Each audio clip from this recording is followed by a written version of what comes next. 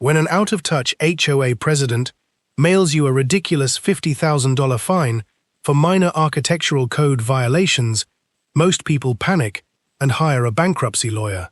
But when you are a senior commercial real estate developer holding the master utility easements underneath their entire luxury neighborhood, that is when a petty corporate power trip turns into a devastating $500,000 reality check.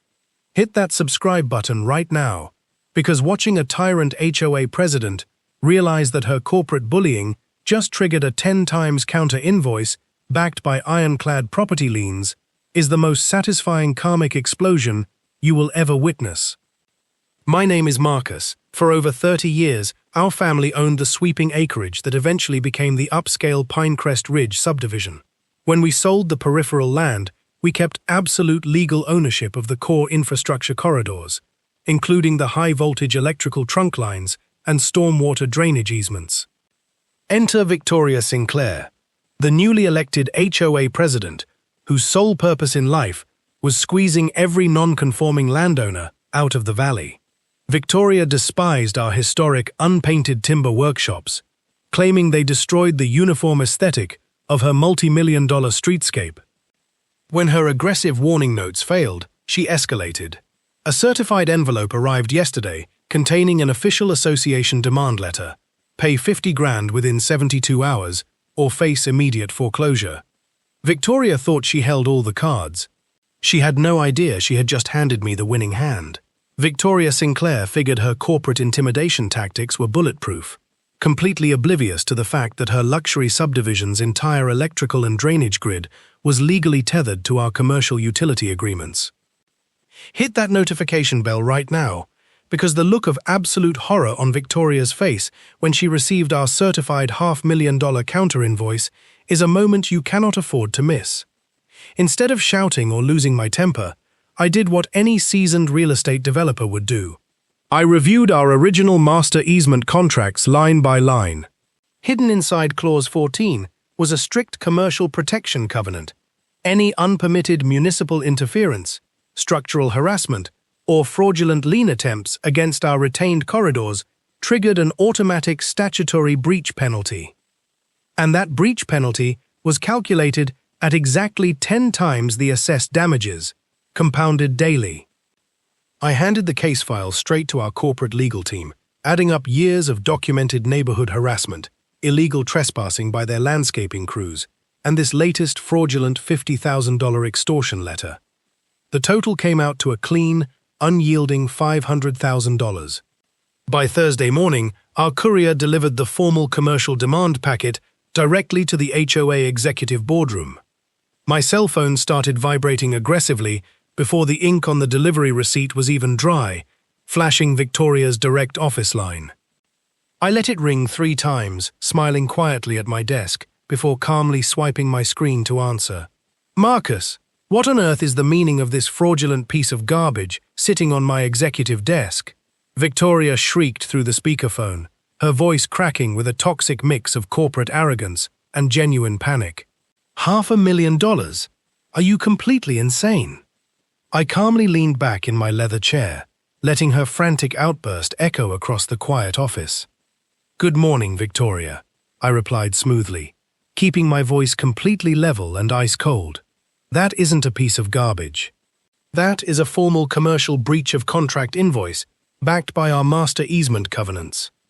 Breach of contract? You sent us a $500,000 demand letter, she gasped, her composure completely shattering. We are the governing board of Pinecrest Ridge. You can't just slap a $500,000 fine on a residential association like some mobster. First of all, that isn't a fine. That is the exact statutory penalty for your illegal harassment and fraudulent $50,000 extortion notice, I fired back, my tone sharpening into steel. Second of all, your board has violated our retained infrastructure corridors for the 3rd time this year. Silence dropped over the line, heavy and suffocating. Retained infrastructure corridors, she whispered, the corporate authority draining entirely from her voice as the legal reality finally hit home. The very same high-voltage electrical trunk lines and drainage vaults that keep your luxury subdivision's lights on and basements dry, I said, narrowing my eyes. You tried to bully an empty workshop, Victoria, but instead, you just signed a $500,000 liability for your entire board. Victoria's breath hitched sharply, the terrifying weight of her financial recklessness crashing down on her like an avalanche. You can't actually enforce this, she stammered, her voice trembling with desperate rage as she looked out her tinted office window toward our quiet land. This is a residential community dispute. We can negotiate this at the next board meeting. You don't need to involve corporate liquidators and federal property liens. The time for negotiation was before your board mailed a fraudulent $50,000 extortion threat to my family, I replied coldly, giving zero ground. The invoice stands exactly as written. You have 48 hours to wire the full amount, or our legal team files commercial mechanics liens against every single common element and clubhouse in Pinecrest Ridge. You're going to put liens on our entire neighborhood over a timber workshop, she screamed, total panic gripping her throat. It's not just a workshop, Victoria. It's a multi-million-dollar commercial easement violation, I said sharply. Consider it tuition for your masterclass in corporate overreach. Marcus, please, let's be reasonable, she pleaded, the untouchable HOA president now completely broken. Can we talk about voiding both fines? Can we sign an agreement right now to drop all architectural complaints? Your board can try, I said calmly, but every hour that invoice goes unpaid, interest accrues at 5% daily. Tick-tock, Victoria.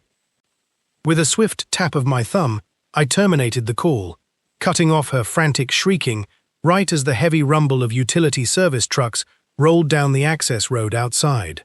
By Monday morning, Victoria's tyrannical campaign of corporate intimidation had dissolved into an absolute administrative catastrophe for the Pinecrest Ridge Association.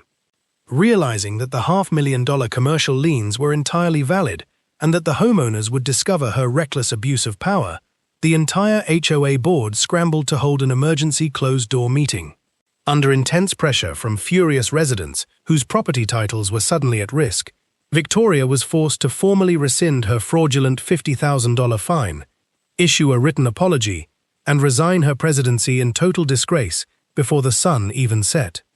As for our family land, the old timber workshops remain standing proudly on the ridge, untouched and entirely protected by the very easements that keep the luxury subdivision running. Every single morning now, I walk out onto my office deck with a hot cup of coffee, looking across the quiet valley where our legacy began. Down below, the executives of Pinecrest Ridge finally learned an unforgettable lesson about suburban overreach. Never pick a legal fight with a property owner who holds the keys to your utilities, because when you try to extort them with a $50,000 fine, you will end up paying back 10 times over.